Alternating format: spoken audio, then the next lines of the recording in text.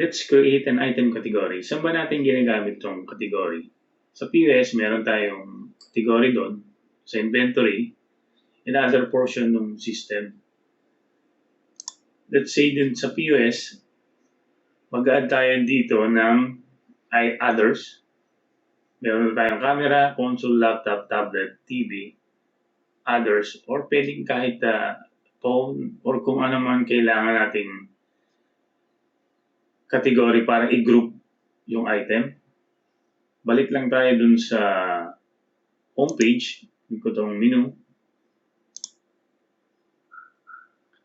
Then dito sa inventory, meron tayong category.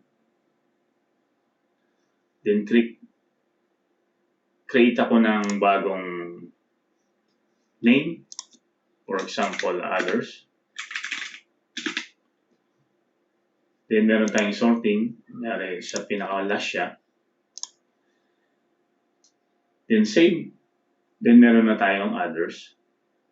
Then pag nag-change tayo ng item, lilipat natin dun sa other category. Lalabas na siya dun sa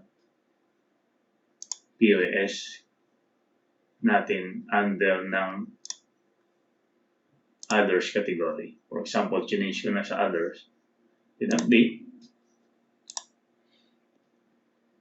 Then pag pinuntahan natin ulit yung POS kanina, makikita natin dun yung others. Then nilipat natin yung isang item dito sa others. Ganun lang mag-create ng category.